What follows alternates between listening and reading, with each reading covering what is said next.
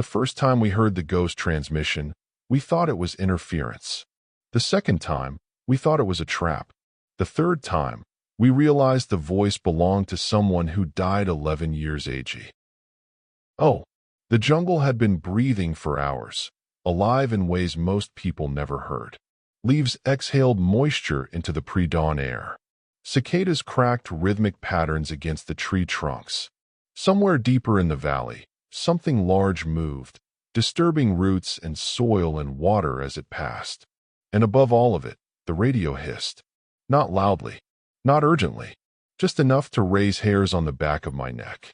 I slid out of my poncho, boots sinking into wet soil. The world was a vapor of fog and shadow.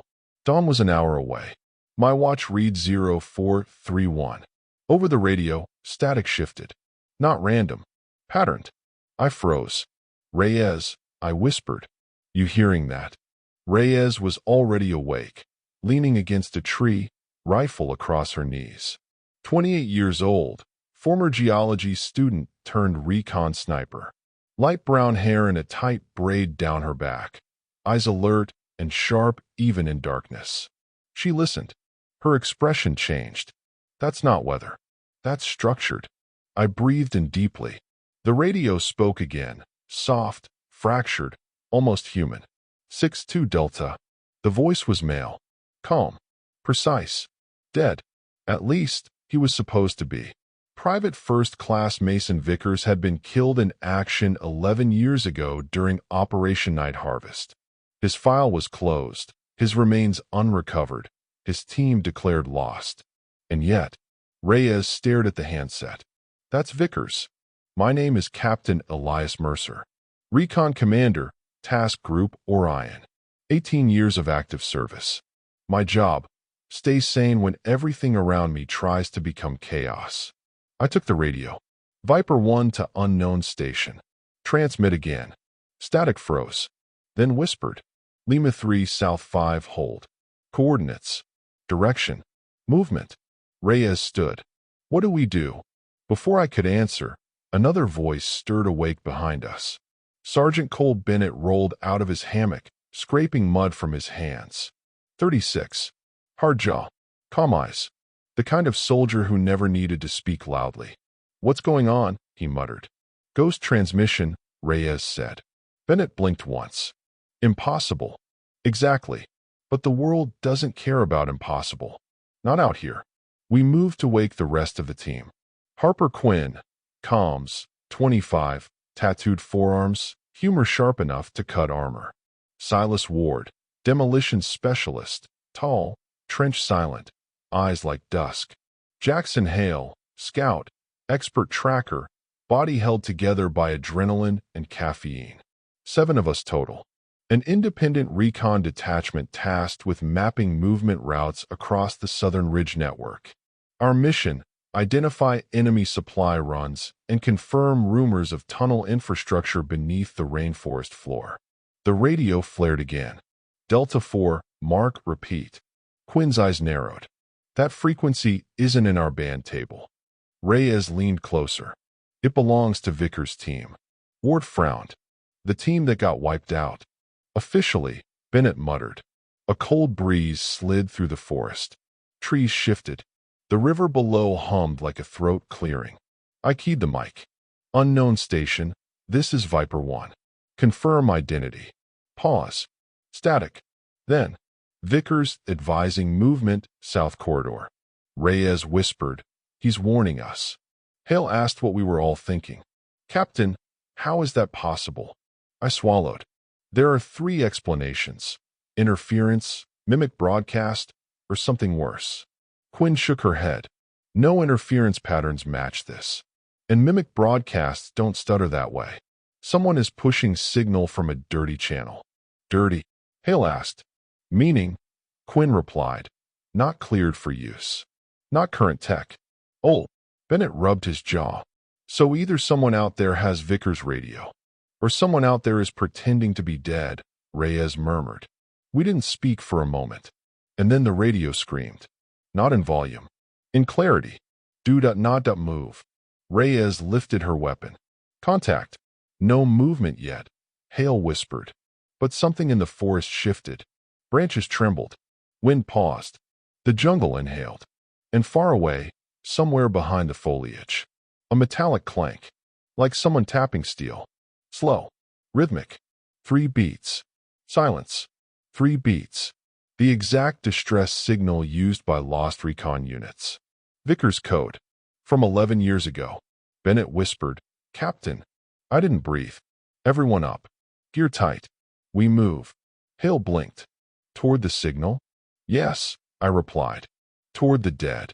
The rain eased as dawn cracked through the canopy, casting fractured light into the dripping leaves. The jungle was still alive with tension. Every drop, every rustle, every branch seemed to vibrate with warning.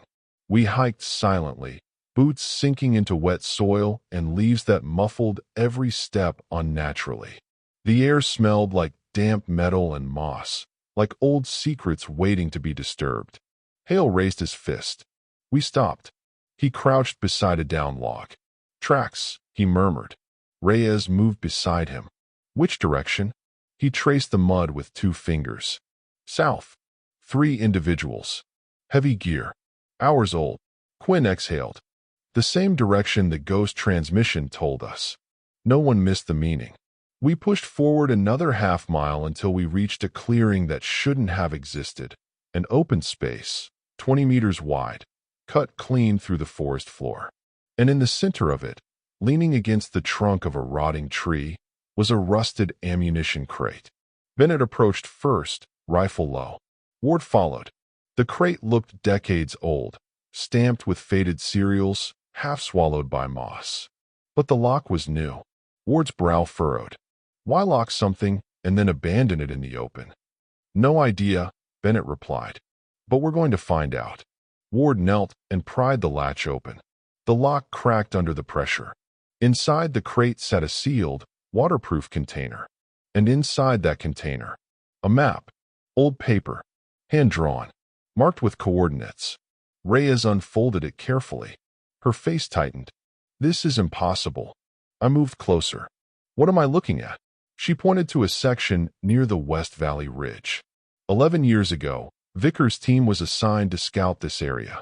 Their last transmission mentioned a secondary site, something underground.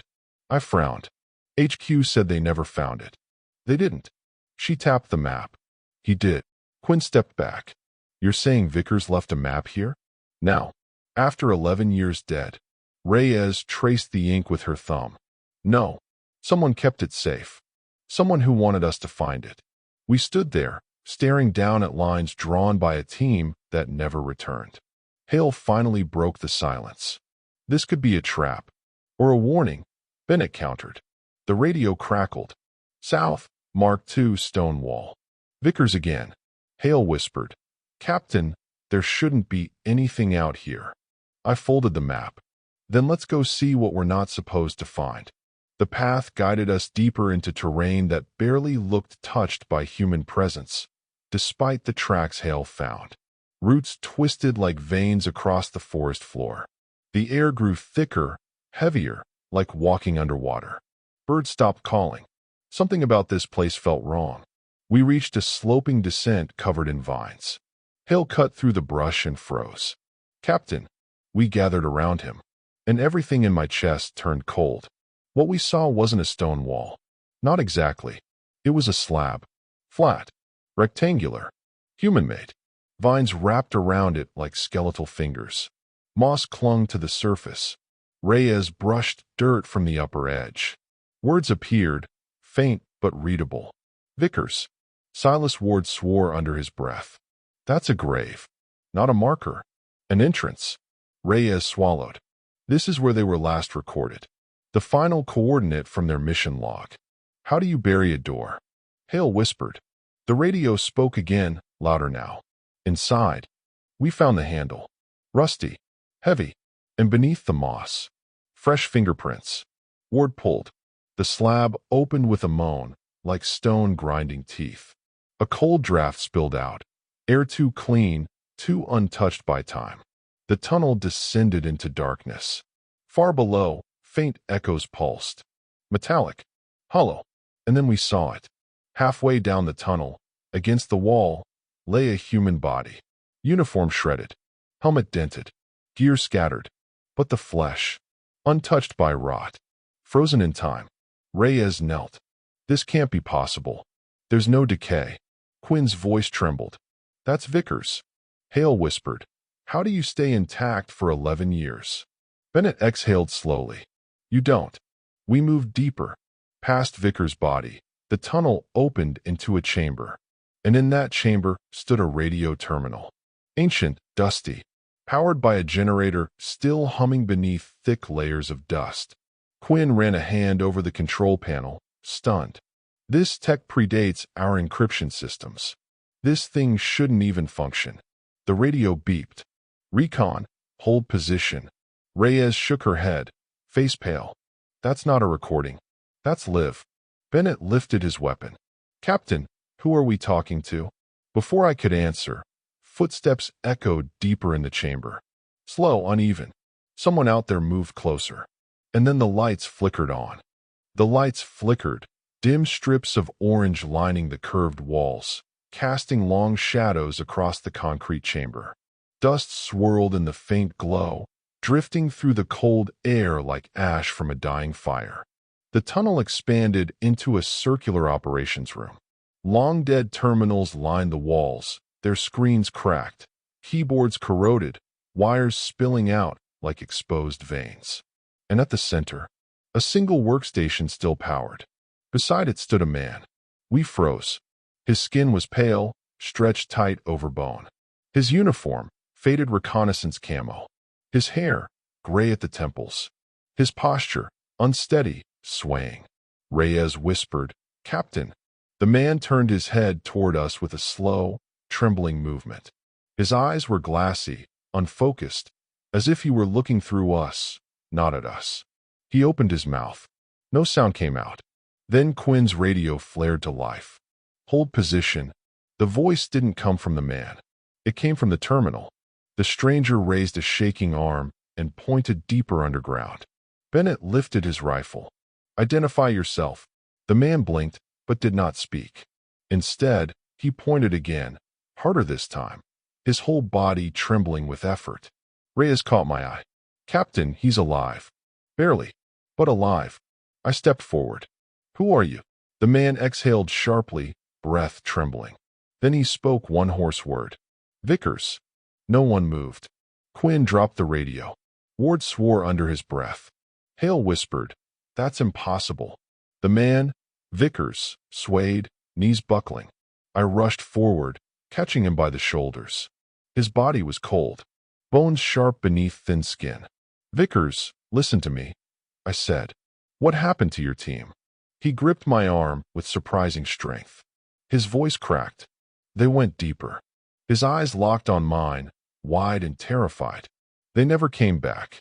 Then he slumped forward, unconscious. We laid him gently on a cot that had been pushed against the wall. His breathing was shallow but steady. Quinn hurried to the terminal, fingers flying across dusty keys. This system is ancient.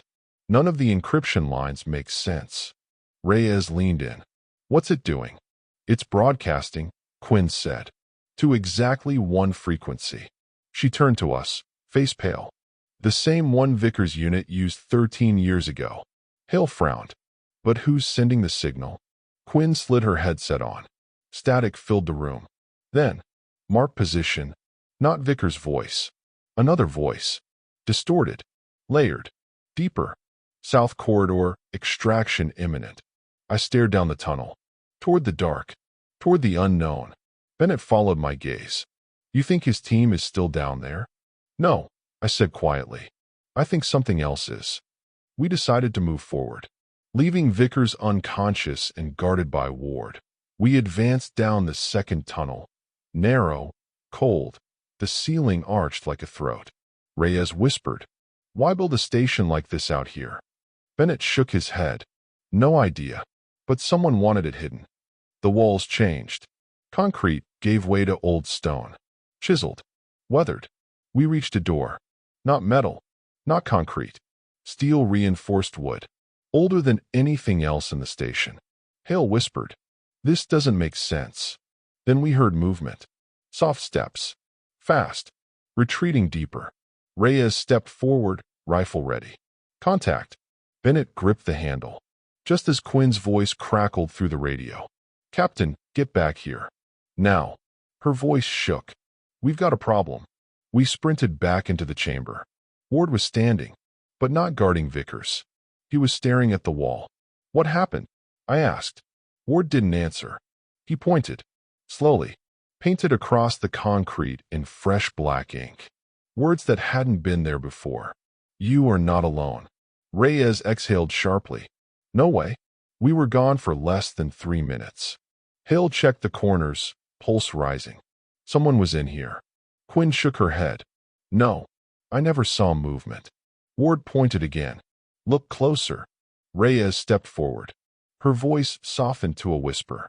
"That's Vickers' handwriting." Silence swallowed the room. We turned to look at him, still unconscious, breathing weakly on the cot. Bennett spoke first. "How does a man write on a wall while unconscious?" He didn't need to say the second half. "Or dead." Before anyone could answer, Quinn's headset crackled again. But this time, the voice was clear. Strong. Not static. Not interference. Not memory. "Mercer." My blood ran cold. It said my name. "Mercer, stop, please." Reyes stared at me. "Captain." The voice returned, louder, urgent. "Do not go deeper." And then, just under the words, another sound. Footsteps. Running. Toward us. From the dark. Bennett raised his rifle. Contact front. Figures burst from the tunnel. 3 of them. Silhouettes in the flickering light, weapons raised. We dropped behind cover. Gunfire cracked through the chamber, bullets sparking off stone. Ward grabbed Vickers and dragged him out of the line of fire. Reyes took the flank. Hale moved to the high ground. Bennett pushed forward. I leaned around a support beam and saw them clearly for the first time. Men in outdated recon uniforms. Dirty. Torn. Old unit patches from Vickers' era. But their faces. Impossible. Their eyes were empty. Pupils blown wide. Skin ghost pale. Like bodies animated by memory. Reyes fired 2 shots. Clean and controlled, dropping the nearest. The soldier fell to his knees, then collapsed completely. Blood pooled on the floor. He was alive. Human. And very, very real. The others withdrew into the tunnel, vanishing into darkness. Silence returned. Thick, suffocating. Hale whispered. "That was no hallucination." "No," I replied. "That was a warning." We regrouped, adrenaline still burning through our veins. I turned to Quinn. "Check the radio." She slid her headset back on. Static poured through. Then a new voice emerged.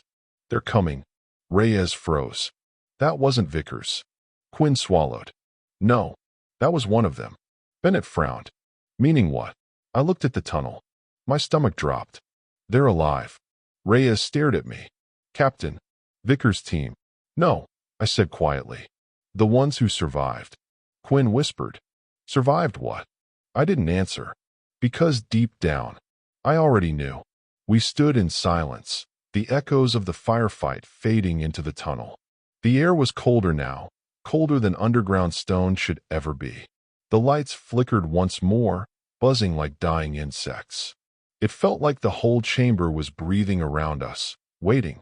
Ward adjusted Vickers' position, covering him with an emergency thermal blanket. His pulse was faint but present. The man was barely conscious, drifting somewhere between this world and the one he'd survived too long in. Reyes knelt beside him. "Do you think he heard us?" Ward shook his head. "I don't think he hears anything anymore." Quinn tapped her headset. "Captain, the signal's stabilizing. The source is coming from below." "Below what?" Bennett asked. Quinn pointed to the stone floor beneath the central terminal. "There's more under this room. Another level." Reyes raised an eyebrow. "A second station?" "No," Quinn replied. "Older." The word hung there like a threat. I stepped to the center of the room. The floor had a faint seam, barely visible, but real. A hatch. Hale ran his fingers across the metal. No hinges. No handle. That's because, Quinn said softly, it wasn't meant to be opened from up here. Reyes straightened. So how do we get down? Quinn closed her eyes, listening to the static. The signal says there's access from the western tunnel. Ward frowned. You're following instructions from the dead? No, Quinn whispered. From the survivors. It took us 7 minutes to breach the western tunnel barricade. The stone corridor beyond was narrower, walls etched with markings I didn't recognize, curved lines, overlapping circles, symbols carved by human hands but older than the concrete above. The air felt ancient, trapped. As we moved deeper, footsteps echoed behind us. But when we turned, no one was there. Reyes whispered, "This place feels wrong." Bennett nodded. "It is wrong." Then we saw it. A staircase descending into total darkness. Hale clicked his light on. The beam vanished after 6 feet, as if swallowed by the dark. "Something's off," Hale muttered. "It doesn't matter," I said. "We're going down." Reyes tightened her grip on her rifle. "Into the unknown?" "No," I said. "Into the truth." We descended. The stairs opened into a vast chamber, far older than anything above. The ceiling stretched out of sight. Walls lined with metal shelves covered in dust. Rows of crates and sealed containers. It felt like a military archive.